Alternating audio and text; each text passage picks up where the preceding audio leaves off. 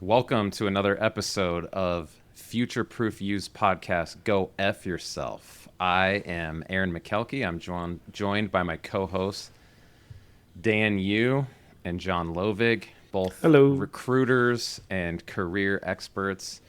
Our topic today is one that I actually brought because I didn't understand, and in conversation with my co-hosts, they had some interesting insights, and that is, what does the hiring season look like on the calendar?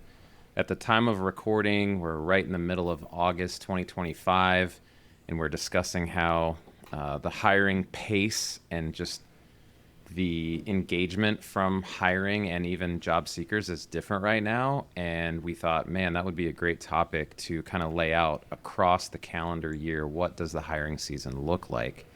So let's start with the right now season.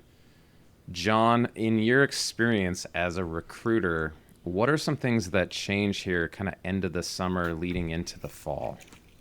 Yeah, and it's pretty apparent. I think a lot of people will see this as somewhat intuitive to a degree, but it's the last chance for people to go on vacation. A lot of people choose this time period because it coincides with right before school. If it's more of a staycation, it's more likely nicer, warmer weather where you live, like here in New York. This is a perfect time to go to the beach because it's hot and it's nice to be out on a beach at a beach house. So you tend to see a lot of those vacations happening this time of year. It's also a lot of people will take time off to bring their kids to college, or kids are coming out of camp season and so they're home and people are busy. So people are distracted. We've got a few more weeks before almost everyone's back to school, including Aaron. And so a lot of hiring activities kind of slow down at this standpoint. Candidates are harder to schedule, clients are harder to schedule. Decisions take probably 2 weeks longer than we would normally expect. So, if you're out there in the market and you're not hearing back from a company and you're used to hearing back, it's probably because they're away. Which, Dan, translate that for the average job seeker. What does that mean in terms of what they should change with their approach or what they should be doing if things are kind of slow and people are half on vacation? Well, sometimes networking, is also stunted, right, during this time. Are there a lot of social events? Usually people are spending time with their families. I think that people should still look for opportunities to apply, but obviously we are the team that really pushes networking as the best way to find a job. But if you do see jobs that are out there and they seem active, with a lot of applicants, and there's a recruiter on the other side of maybe the LinkedIn Easy Apply that's actually looking at profiles, then that's a pretty good indicator that maybe you should apply for that job. Now, we always say that you should apply. If you're going to Easy Apply, you should also apply on the corporate website, because in that way you're searchable for future searches. Maybe it's not this job, maybe it's the next one. You get into their applicant tracking system. You may have heard the acronym ATS, but that's a good way to continue to be in front. And also what you can do now is lay the groundwork so that when people do come back from their summer season, that you can start really networking in front of them come September. Yeah. So, John, tell us, how are we going to know when this season is ending and we're into whatever the next phase is? What are the signs besides the calendar changing? Yeah, I think you'll start to see more jobs getting posted. In general, you'll see more LinkedIn activity in general. Most people who actually post on LinkedIn don't necessarily use schedulers or schedule their posts like some of us do. So they should, of course, we all should, but you'll likely see more of that activity as well. I always it sort of goes back to that one thing, and we were even talking about this pre-show. I look for job market health by every week looking at how many recruiter postings are live in the US. And if I see the number go up, then I have a good feeling. If I see the number go down, I'm more concerned. Usually, like this past year, it's been hovering in the upper fours to lower fives. So 5,000 that is in the US. So that's usually a good indicator. If you see that number going up, hiring is going to happen. And it's going to also happen at that company that is posting those recruiter jobs. Yeah, and Dan, when would we expect the next season to be ushered in once people are back to work and this whole vacation mode is done? When would that happen in a typical calendar year? Obviously, heading into Q4, right? So you'll start seeing some stuff in September, so next month, because companies will realize and hiring managers will realize, well, I have to get these seats filled, right? Because of budgets. The budgets are usually set if it's a December fiscal year. Budgets are set in June and July, and that's for the following year. But in that calendar year, they still have to think to themselves, "Wow, if I don't use this time to go hire somebody, I may lose that budget next year." So there's definitely a dynamic of, and I've been a part of that. As a hiring manager, you want to use it or lose it.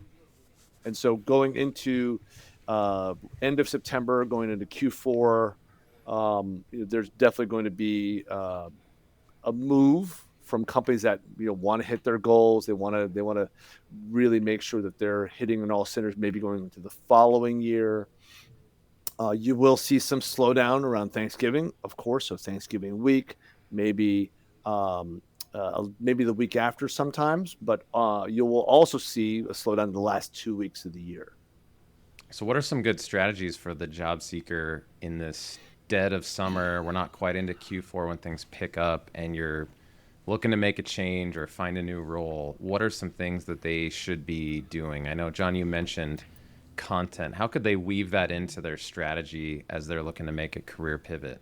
Yeah, so first of all, there's a couple things. One, content may not be noticed now, but again, as we talk about all the time, the algorithm will push the content when it serves the algo. So even content you create during a dead zone is still going to be served up to people when they're engaged, not when you've posted it. So that's a good reason to always continue to post as if people are online. I think seeing those, seeing the people that are posting jobs now, network with those folks because you're probably the first one in the door now because applicants are on vacation too. And I think also just preparing for your approach in the fall, because the fall is, I would say, probably as an agency side recruiter, it's where I make the most of my money. And so, and it's almost every month in the fall, including September, is usually really solid. And if a month isn't, then the month after is extra solid. So it's a good time for you as a candidate to build those relationships with recruiters that you've been working with. Reach out to people, especially when you look at the holiday season, for instance. So many good natural opportunities to network. There's the holiday parties at companies, but then there's also all these networking groups will have their, holiday happy hour, their whatever the case may be. This is a great time to get in front of people and really have a natural way of talking to people about what do you see for the next year or how's the end of your year going. So that's what I would say is plot out the rest of your year. Yeah, and I think Dan would chime in here with it's probably the best time of year to update your profile and set the stage with how you're presenting yourself or your content. And you had a recent win with a FutureProof you client, Dan, who kind of came to you with a certain letter grade on their profile, and after some coaching and some lessons and some of the tips that we teach here at FutureProof you, started having success. What was that process like for that anonymous person to go from my profile wasn't ready, it didn't have content, to all of a sudden I'm getting in front of people and being offered roles? So it was really interesting meeting this person. They were definitely very engaging and outgoing, and really easy to talk to. So they obviously had the ability to communicate, but their profile was the typical placeholder style profile, really minimalist. It had, for the experience, it only had the job title, company name, and tenure, and the city, and that's it. They had a couple of facts about themselves in the about section. They didn't have a banner photo. Their title was still the previous title and company name from the firm that they had left. And so it was, it was really easy to show them what good looks like, and what is an effective way to optimize your profile so that it can be found.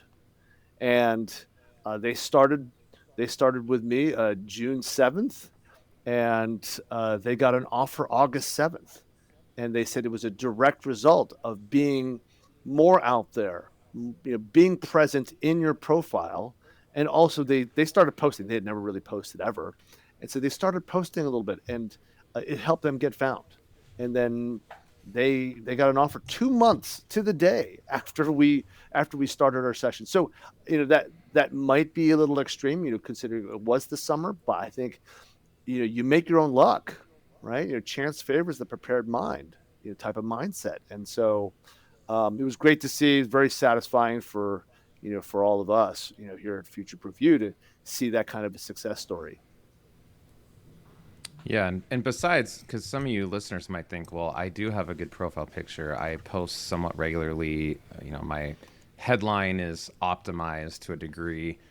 But what about your coworker or your cousin or your neighbor who doesn't? And one of the things that you kind of bear responsibility for is you got to help that person out. And an example that I was at a conference, and a speaker put their profile in the app where you could register. I used a DANU conference commando strategy.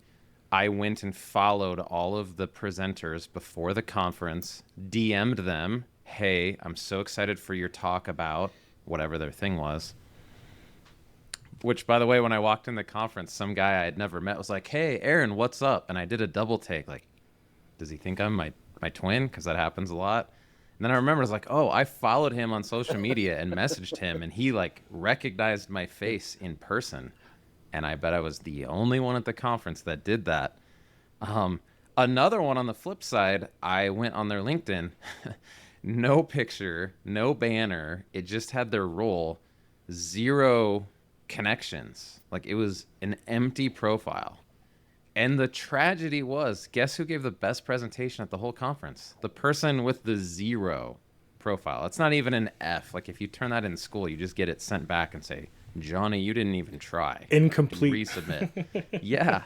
They gave one of the best presentations I've ever seen at a conference, and definitely the best one at that conference. And they had essentially a blank profile. Yeah. And the subliminal thing is, right, that that if you have the 0 connections, or you have a minimalist profile that barely has anything, what is that telling the audience, that happens to find you? Oh, well, this person, I guess they don't really care about their career. That's the subliminal message. And it goes especially for people like in marketing or in communications, right? Or PR or whatever. If you don't have content and you're not in that, kind of the media facing almost world, if you don't have any content, you have a minimalist profile, that's really saying, well, I really don't care about the content that I actually generate, for my job. Yep. To me, it's the absence of social proof. You go, there's not literally a single human on earth who looked at that and said, oh, I'll follow them. I was the first. Well, and here's the other interesting phenomena, and I've been, when talking to candidates lately, the shift in the comments that I've been hearing from people is, how did it get this way? I never used to struggle before. I have to do way more to get a job than I ever did before. And so even if this person who's the conference speaker is super talented and top of their class and everything, not having that detail on their profile now could hurt them in the future. And it's something that we don't think about, because if you're getting a job without those means, then you're proving to yourself you don't need it until you do. And then when you do, it's too late because you don't have the social media breadcrumbs to show your experience, and you're starting from scratch when you could just be using your profile to quote unquote read the news. I'm just giving you the news of me, and then when it's time to go, you've already got some pre-networking in. So it's an interesting phenomenon. Aaron, I love your comment, on social proof, right? And it's it can be a recommendation from a former colleague, but also giving recommendations out is a way to create social proof that you've worked with somebody in a successful situation and maybe that wasn't the best organization, but maybe it was a great situation that you had. So having recommendations given out to your former colleagues or your present colleagues, I think is a great way to actually create social proof that you have full control over. Yeah, and if you want to make somebody's day, give them an unsolicited recommendation on LinkedIn. I had a buddy who taught me this before I even knew Dan, and he's like, the next time you're bored, just go on there and give 2 or 3 people recommendations with no expectation of anything in return. Yeah. And you will get a DM like, oh man, thanks so much for that. You didn't have to do that. I really appreciate it. And the other thing I would offer to our listeners, if you are someone you have a tuned up profile, you're ready to get through the slow season and into Q4, but you have a friend, a colleague, even a spouse, and it's awkward to say, your profile sucks, honey. You need to make it more like mine. To make that a little bit easier, just take the download link where we have the 5 tips to spring clean your profile, I believe is what it's called.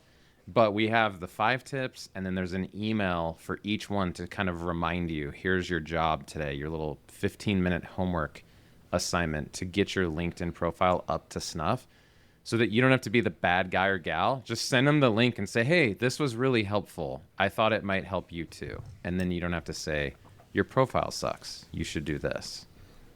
That's great. But great tip. Let's say going into Q4 and things pick up. What does that mean for the job seeker? Let's say it's October of a typical year. They took Dan's advice and got their profile up to date, cleaned up, a relatively recent profile picture, a headline. They've been posting some content. And then they're following John's tip. I see a company hired a recruiter 2 or 3 weeks ago. So I know, doing recruiter math, they're going to be hiring, 1 or 2 dozen roles at least if they brought in an in-house recruiter. 30 to 40 for sure. Yeah, so a couple dozen. What changes in my strategy then that time of calendar year as a job seeker, John? First of all, time kills all deals, as we say in the business. And so you see a new recruiter started a company, that's when you network with them. Oh, congrats on your new role. Best of luck to you. That's it. You send them a note. Congrats.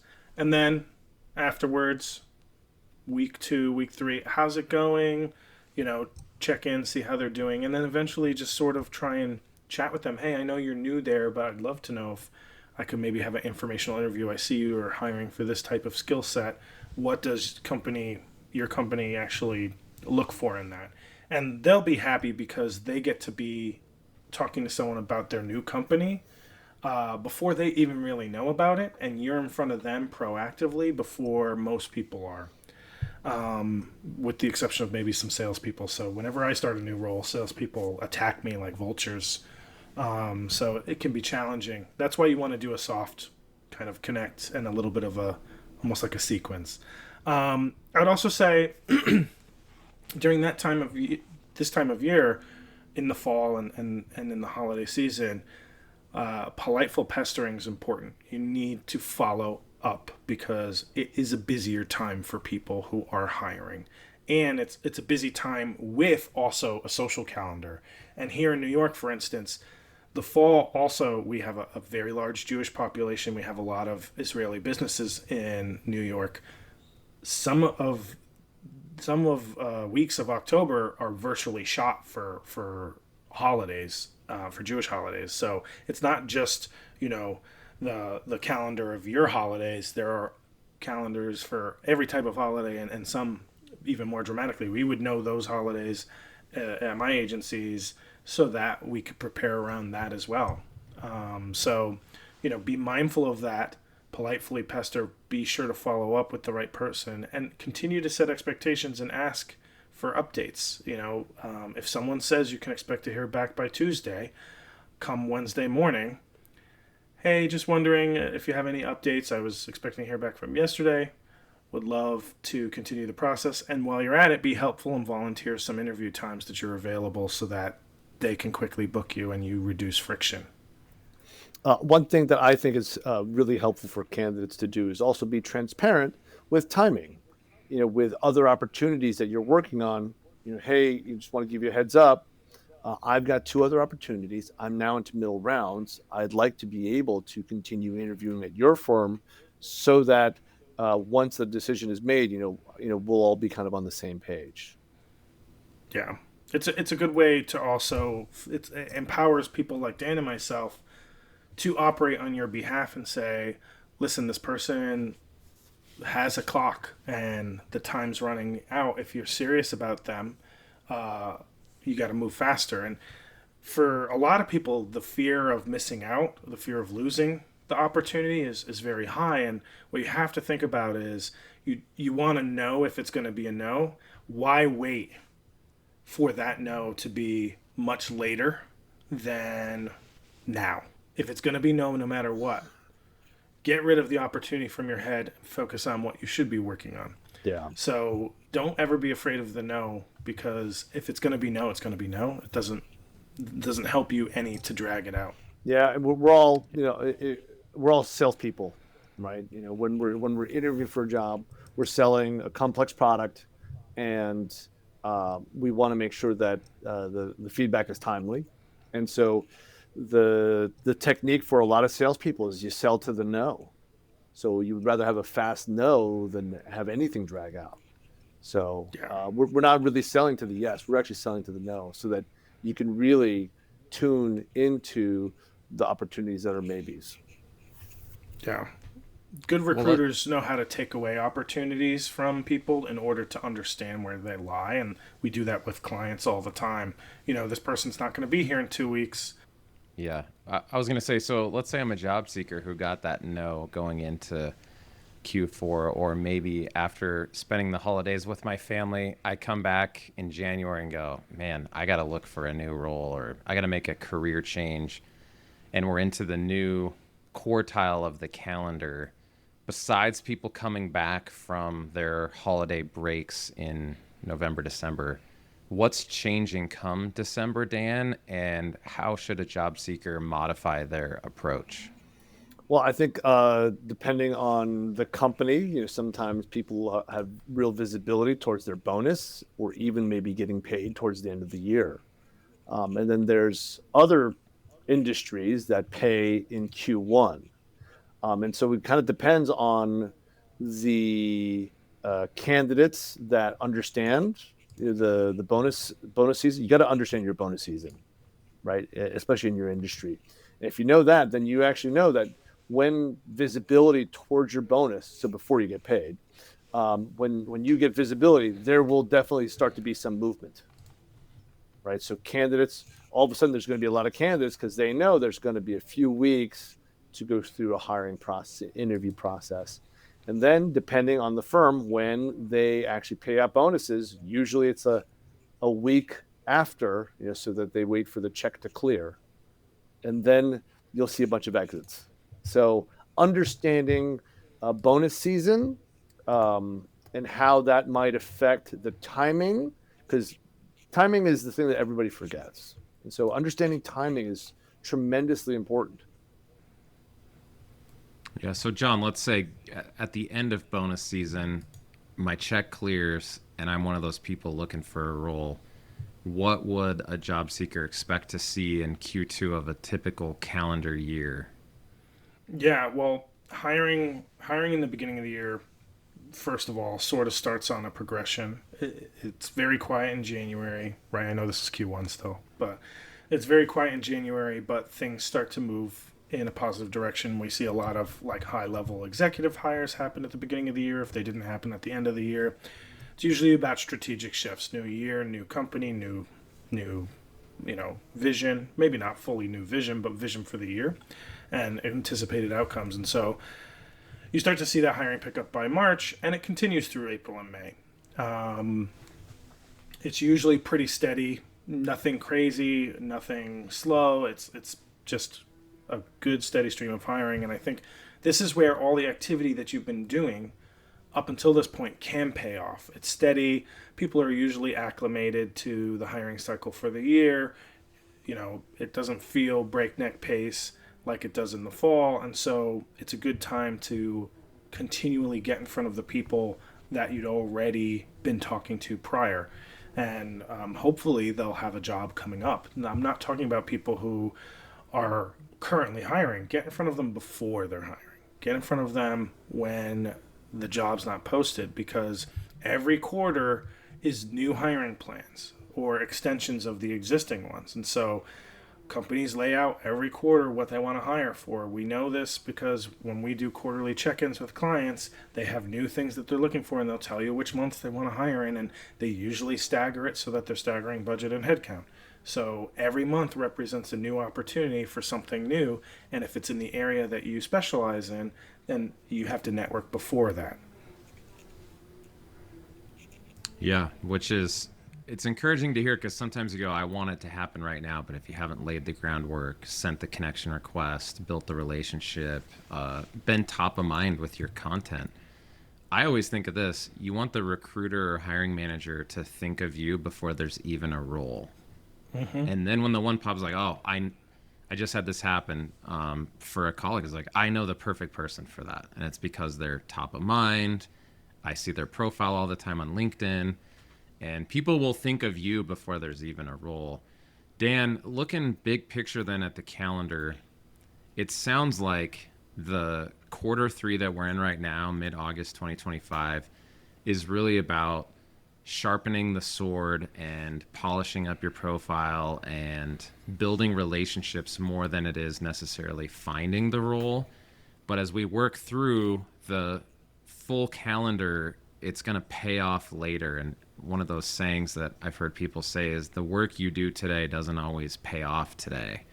And it might be Q1 or Q2. Somebody left because they got a bonus, and then boom, you're the perfect spot to take that role in the future. What is your parting message for the job seeker who is maybe frustrated in Q3 and things are slow and people not asking their message? What encouragement would you have to offer them looking at the hiring season as a full calendar year? Well, always be networking, number one, because you never know when things are going to pay off, right? And so the things that you do today to network, to create content and network at scale, it could pay off maybe 6, 12, even maybe 2 years from now, because you've made those relationships, you've made those connections, you've really taken the time to deepen a potential relationship, even when there was nothing there. So networking